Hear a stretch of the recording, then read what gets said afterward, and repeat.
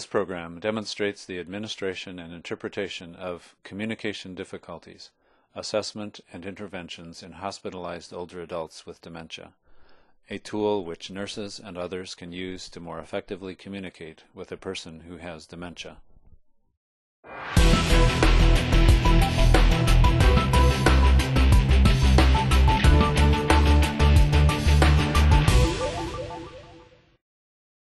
Good afternoon. My name is Marie Martin. I'm one of the staff nurses, and we're at the Interdisciplinary Conference for Ronald Robinson. We're going to be discussing some pre-discharge planning today. Mr. Robinson came to us, a 65-year-old male with a history of hypertension, diabetes, and some dementia. And he had a stroke earlier this year, and he's here for rehabilitation. What we were doing this morning is observing while Marie was assessing Ronald in terms of particularly paying attention to his abilities to communicate, both understand what people are saying to him and what he's reading, and that's called receptive abilities, and in terms of his expressive abilities, which are his abilities, obviously, to communicate with others. And Marie was following this communication assessment tool, and she was doing it in a very informal manner and making Ronald very comfortable with it. And it was also very helpful that his sister was there, because whenever we do assessments of patients, it's very, very important to get some information from the families. Did you watch the game last night? Yes. Yes. Indians won. The Indians won. Do you remember who they played? No, I didn't, but That's okay. They played Boston. The Boston Red Sox. Do you remember us talking about your call light yes. and to ask? Do you remember this sign? Can you tell me what that means? Don't get up by yourself. Very good. To use the button to call us. Yes. Okay. Where would you like to eat today? Would you like to eat in your room, or would you rather eat in the dining room? Dining room. The dining room. Okay, that's fine. Can you tell me what this is? It's claw, but it's, I don't know. Okay. What is this?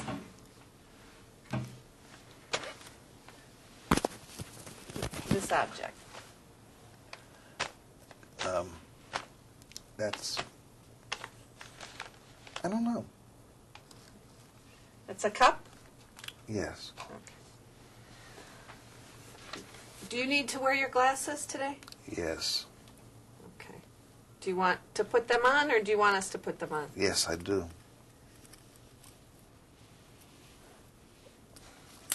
Oops.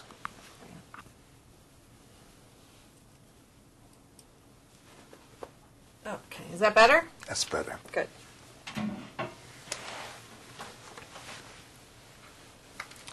Marie, you're asking them, various questions like, relative to the sign, what it means, and I'm pretty certain that he understands. That he's able to read the sign, but he's just having some expressive issues. I had some concerns in the beginning, truly, as to whether or not he understood consistently. The longer I'm around him, the more convinced I am that he really does understand. It's just that, it's the expressive side that we need to work with. And that's exactly, thank you, Barbara, for the information, because that's exactly what us, the nursing staff and all of the staff here, are trying to get a better handle on in terms of figuring out what are his abilities, both to understand and to express himself, and we're trying to figure out if he can understand something that's verbal or written, or if we need to demonstrate things. So there's a number of communication techniques that we've been using and are trying to fine-tune. What would you say are some key issues that we should be aware of while we're working with him in terms of problems, barriers? Well, what I notice is he's, and this is just an opinion anyway. Well, okay? family opinions count for a lot. Okay, so I'm not real certain of his consistency in understanding what we're asking. Okay. I don't know whether or not it's that he doesn't consistently understand or he just has the inability to respond. Okay. Okay, because it isn't consistent. So sometimes I'll ask him to do things or I'll engage him in conversations and he's very reactive and very appropriate. Other times he's not as reactive and not as appropriate, whether or not it's in a conversation that we may have, a question that I may ask, or in something that I might ask him to do. Okay. Barbara, is there any patterns, and I know one of the very, very difficult challenges that we have in working with people who have dementia or have changes in their mental status is that things do fluctuate from minute to minute, day to day, but sometimes families, especially because you spend a lot of time with him, see patterns, like is there more difficulty in the evenings, or I also were aware that he has medical problems, and certainly we're trying to keep his diabetes under control. And are there clues that we should be watching for, or kind of alerts that we should be aware of? I don't get the opportunity to interact with him much, Earlier upon part waking of the up day. and whatnot. But when I do talk to him in the morning, he seems to be extremely alert and, very oriented and, a lot quicker to respond, much more appropriate for sure. I notice that when I come in the evening, if he's really tired, Okay. I just don't get that much interaction. Sometimes he actually even says, go home. You can go home. So I know when he says, you can go home, that he wants to go. He wants to get some rest.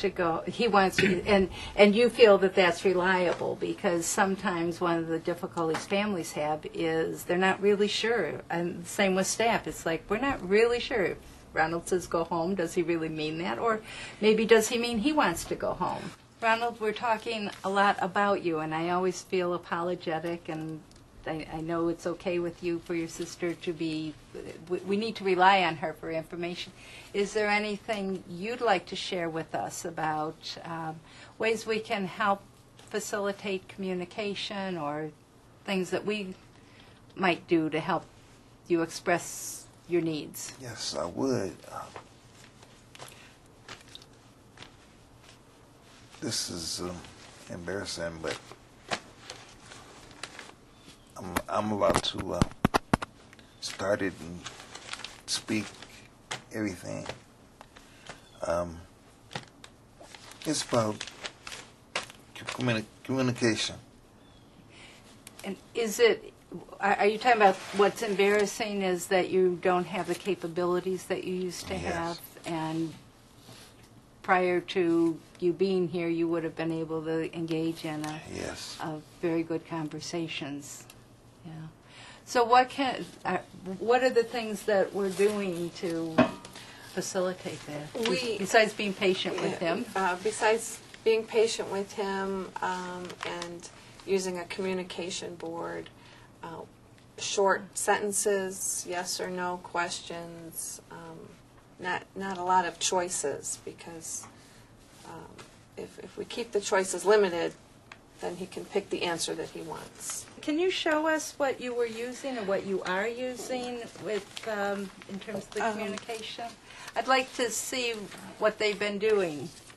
We have communication boards, or they come on boards or pieces of paper. Is this familiar to you? Yes, it is. Okay. And this is what he used. Tell me a little bit about how you're using it. And Well, if he gets stuck somewhere and can't really tell us what it is he needs, this one is a little bit easier to use. He can quickly point to what his needs are. Okay. Just simple things. From the medical perspective, he had an episode where his blood sugar dropped. And I just so happened to be there when that happened. And so we went from watching the Browns game and winning the Browns game and, you know, cheering the win to, I would say, not even 5 minutes later, being in this very stoic, sweaty, non-responsive place. And became very concerned about that. And obviously, you know, got nurses involved, and, you know, they were able to give him the proper, you know, the juices and meds and things that he needed to bring his blood sugar up. But again, I'm quite concerned because he's not able to say, like he was able to say before, I don't feel well, you know, I think my blood sugar's dropping, I'm getting sweaty. He was able to say those things. So now I need to be his eyes, and I need to be able to see those things. He's not able to communicate those things to me. In my home, there's me and whatever personnel is in there to assist, or family to assist, so the numbers are quite small, you know, and so we need something that's going to be effective when we come home. Consistent, reliable. And I think when we do our interdisciplinary conference and discharge planning, we're going to have to address the needs, you know, the home care needs, and the way that Ronald's going to have to let people at home know. We will try and make some very clear written suggestions, and the two of you, of course, are part of that planning, and you'll have some ideas also. But at that time, the speech therapist will also be explaining a little bit about some of the techniques, and we'll all be able to share our ideas. And Ronald, you might have some ideas too. Thank you. Yeah. It's been wonderful. Okay.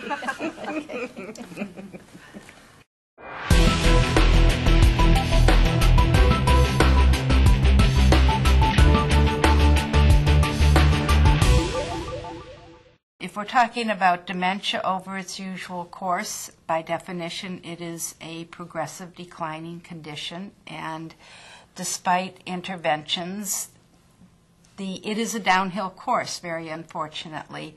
But there's a lot of communication techniques that are effective. One of the things that I think is very, very important to understand is that people with dementia are always communicating.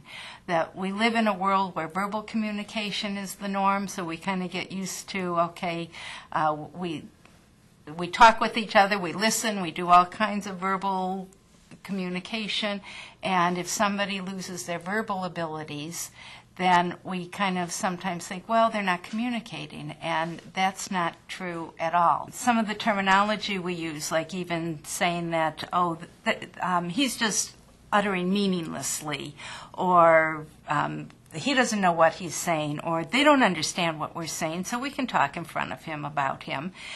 Some of these things, I think, are just really, really very false.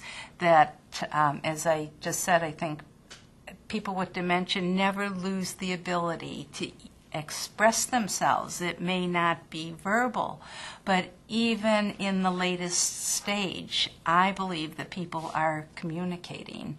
And the same with our nonverbal behavior, that I think as dementia progresses, the nonverbal becomes dominant. And they are also still very, very sensitive to our nonverbal communication, and in fact, maybe even more so. Two of the major factors that are inherent in any hospitalization situation is, number one, there's rarely the consistent caregiver or family member there 24 hours, 7 days a week if they've been used to having that kind of contact. So there's the loss of that pattern of communication, there's the loss of the advocacy, there's really the loss of their personal assistance with communication. And number two, by virtue of being hospitalized, there's some medical condition going on. And medical conditions are one of the factors that really can affect mental status. So even though there's been communication patterns established for somebody, when there's an acute illness, then you've got electrolyte imbalances, you've got all kinds of medication adverse effects, you have all kinds of physiological disturbances that are altering their mental status and affecting communication abilities. One of the consequences when nurses don't understand that there's communication impairments, that people with dementia aren't accurately being able to express their symptoms, is that diagnoses get overlooked. And, for example, delirium is one of the most often overlooked medical events that occurs in hospitalized older adults, and especially those with dementia. Another problem is that nurses only see the person for a short period of time during the acute illness, and they tend to think that this is the person's baseline. Whereas if they'd spend time talking to the family and recognizing that there's this influence of a huge number of factors, and that this is not the person's optimal level of functioning. As nurses, we need to always acknowledge that families of people with dementia, especially when they're in the hospital, they have some really, really key information that will make our lives, make the patient care much more efficient, and improve the care. And I think most families very, very much welcome the opportunity. I think they'd be thrilled if a nurse came and said, "We're trying to figure out how to communicate better with your mother. Can you give us some background information?" This assessment tool focuses pretty specifically on communication abilities, receptive and expressive. There's 9 questions that nurses can use to identify receptive and expressive abilities. And then for each of the 9 questions, there's a related intervention, a suggested way of facilitating communication. So some of the challenges with using this tool are, number one, we've talked about how fluctuating mental status can be, particularly during a hospital setting, and there's just so many factors going on. So one of the challenges is to sort out what are the factors that are influencing this. For example, it might be as simple as the person not having a hearing aid, access to usual hearing aids or eyeglasses. Another thing is that we often work with patients who are of a different cultural background, where I may speak English, the patient may not. There's also cultural differences, that words may mean different things to different people.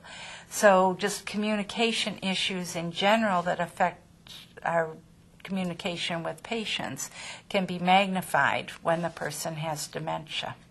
One of the points in this tool that I think is important for nurses to understand is there's a question about patients who may curse, use offensive language or aggressive language, and I think these behaviors are very difficult for nurses to deal with, and we tend to think, oh, well, you know, he's a dirty old man, or we tend to be offended by this, and we need to recognize that these are not reflections of the person's usual personality.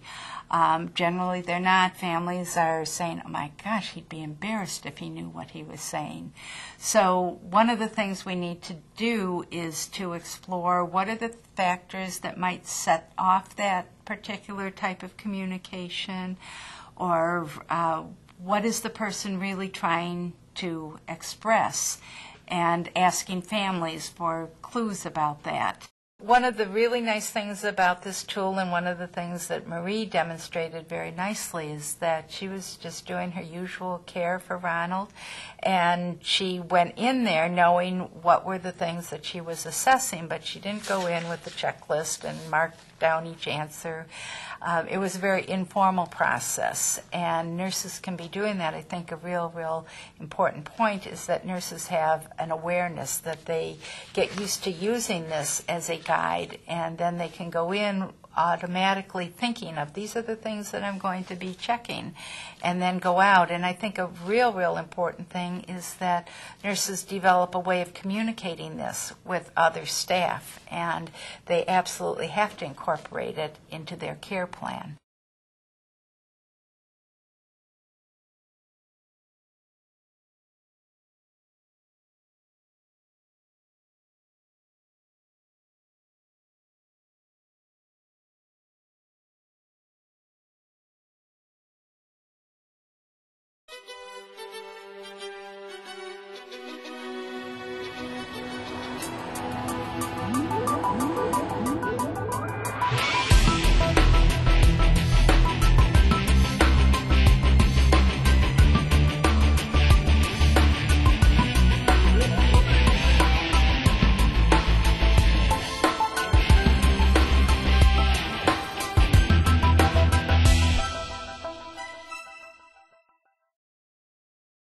One of the most simple questions for assessment is us nurses knowing whether the patient can understand a simple yes or no question. Mm-hmm. And one of the more important aspects of the assessment was getting information from Barbara, and also all of the nurses here being able to observe what are the factors that influence this. And maybe he's reliable sometimes, but not always. So Marie asked several questions along that line, and she also was assessing his ability to read simple instructions, simply that sign at the end on his bedside table that instructed him to use the call light and not to get out of bed without help. And then thirdly, she was assessing whether he could understand simple verbal instructions, asking some questions, and tell us a little bit about what are your experiences with him with verbal instructions.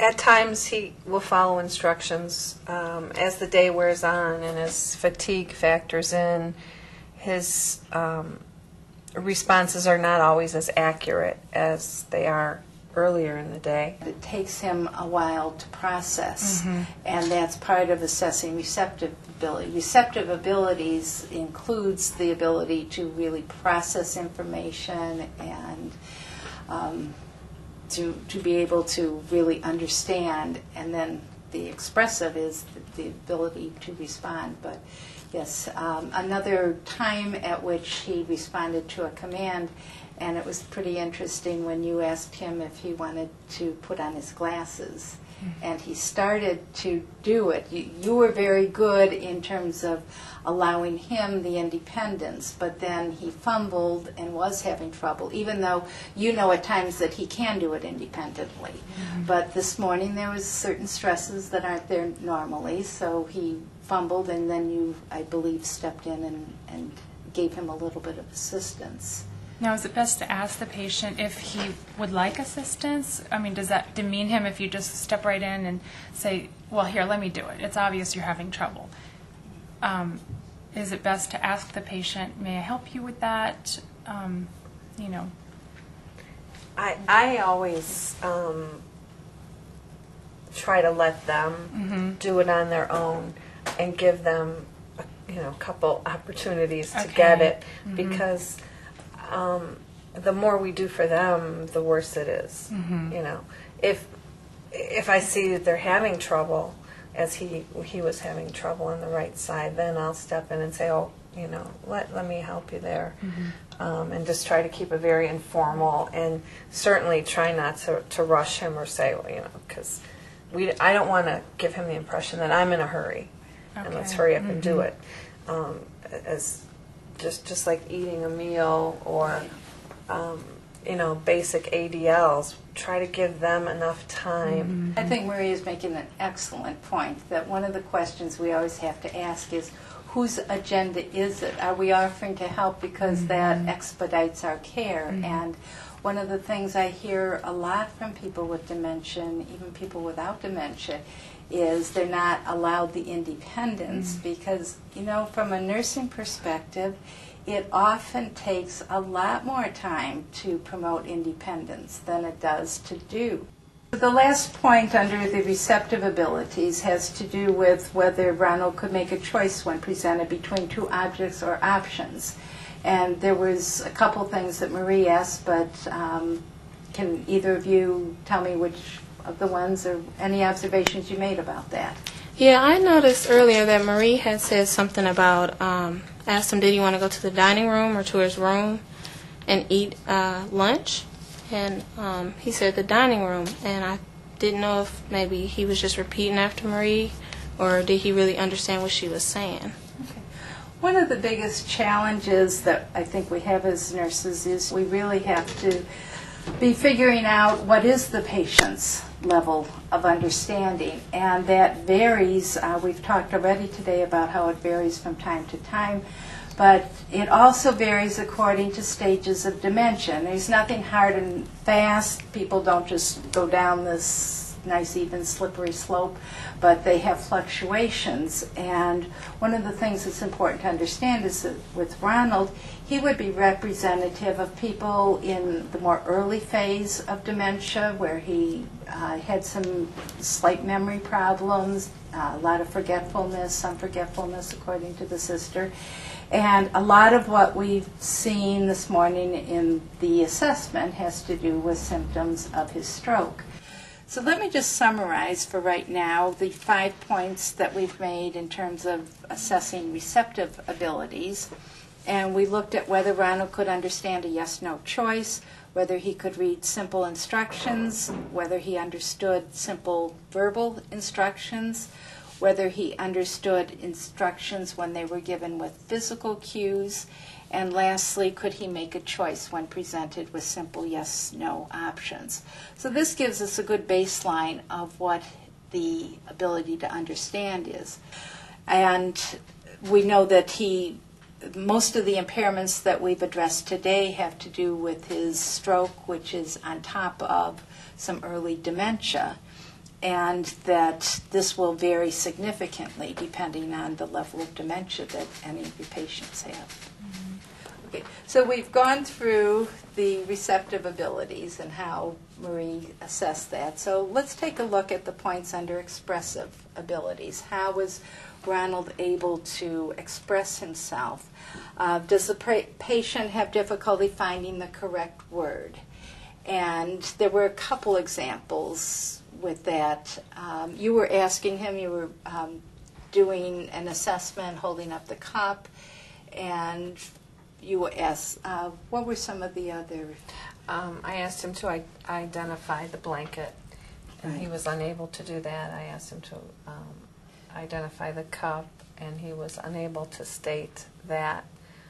Not that he doesn't know what it is, he just couldn't say what it was. So the second point, does the patient have difficulty creating sentences or a logical flow of ideas? And I think this was probably one of the more subtle ways that Marie assessed when she went in and carried on a conversation about what he was reading in the newspaper, and asking him input about the ball games last night. He does have difficulty creating sentences just because of the word searching. The flow of ideas, I think he has a good flow of ideas. He knows what he wants to say, or he knows how he wants to join the conversation. But from here to here, it's just not all sparking or connecting yet. Do like all of the dementia patients have problems with communication, or is it just... Communication difficulties are a hallmark of dementia. It affects everybody differently, and it progresses differently, but it does progress as part of dementia. The last 2 questions here about the patient cursing, using offensive or aggressive language, or exhibiting aggressive or combative behaviors. And in conjunction with that, the patient avoiding verbalizations altogether, or muttering in various tones that seem meaningless to others. That these are 2 things that we often see in later stages dementia because the verbal abilities are gone. So to summarize, he did express a lot of word finding problems. And he himself had an awareness and expressed frustration about that, and that's also something the speech therapist is working on. And one of the things we'll be talking about at the CARE conference is how we can support the family in learning to communicate with him and how he can communicate even though he can't always find the correct word.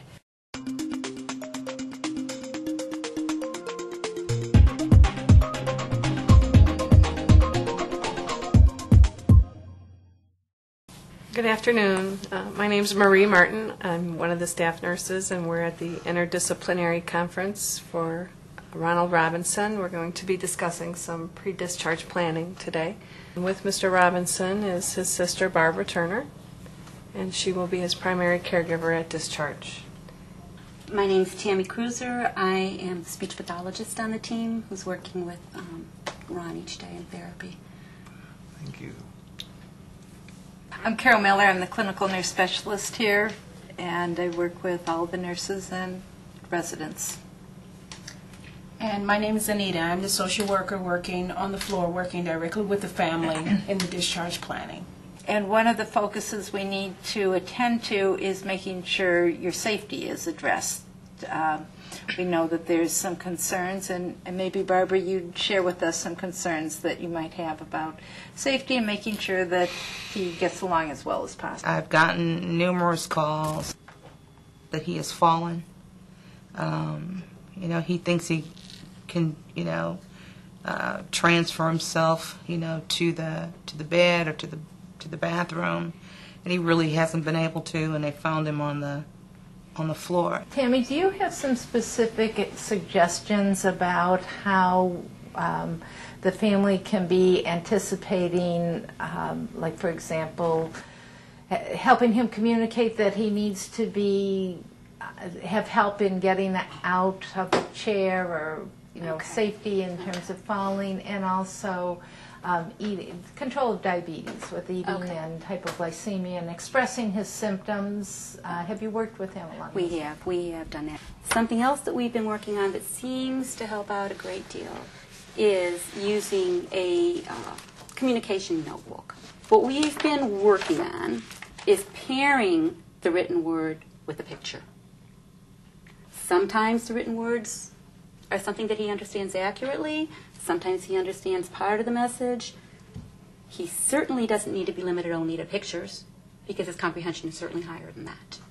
All right, so we try to put the two together to give him a little bit of added power in enhancing his comprehension. One thing that you do, and you do quite well, is when the printed sentence is in front of you, and you've had a little bit of rehearsal and a little bit of practice, you tend to be able to look at it and say the phrase, maybe 70% of the time. I want you to read the message, that goes with the picture. Try to read that. I feel sweaty. I feel sweaty. Exactly. It might not have been so easy for you to spontaneously come out and say, I feel sweaty. But when you have that little support, you become more independent in being able to give your message out. Or, if your head is feeling really spinny, what could you be saying here? I feel sweaty. Okay. And sometimes we have that perseveration where the same word comes out that he said beforehand. And maybe he wasn't intending to say, I feel sweaty again, but he had something in addition that he wanted to communicate. I want you to look right here at this word. And again, we're just starting to work on this in preparation for discharge, so we're learning this process as we go along.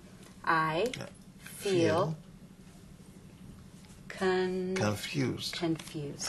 Okay? And this is something that we're going to work on, and we'll shape it so that it is a little more effective for you in preparation for discharge.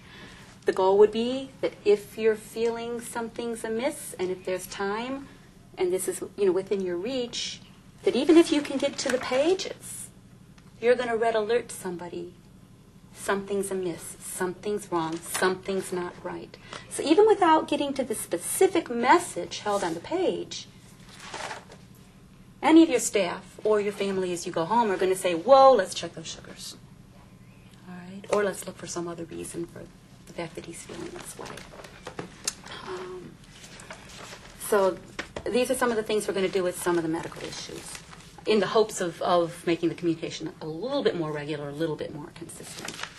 When you were talking about pictures and things like that, maybe having some clues or some pictures on the wall in his room, in his area, so that other people would be familiar with what he may be trying to communicate, and maybe supporting that in some kind of way.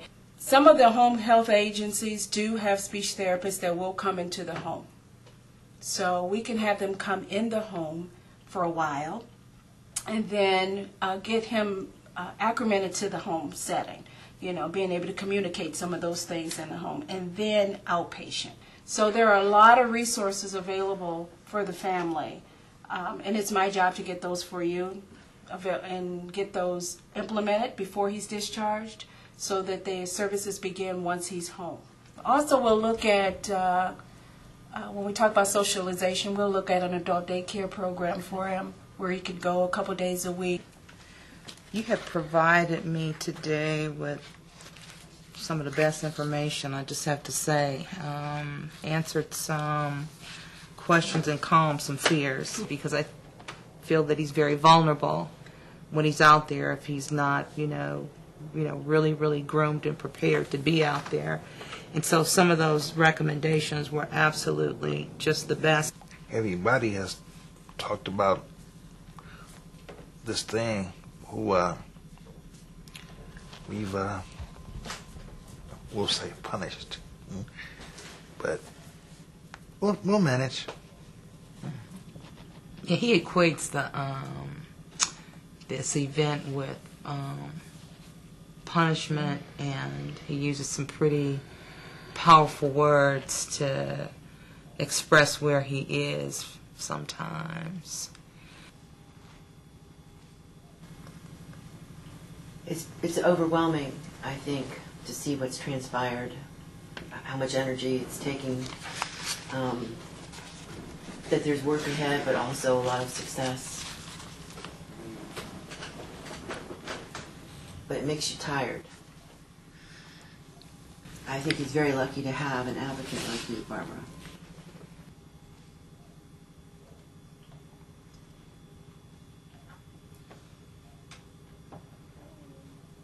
So my emotion is for my gratitude and for the pain, of those that were not as fortunate, and I'm prayerfully going to move forward and provide him with the best care that I can, and give him the best options for, the best quality of life that he can possibly have. That's just my reasonable service as a sister, Yeah. You really taught us something about compassion. And thank you.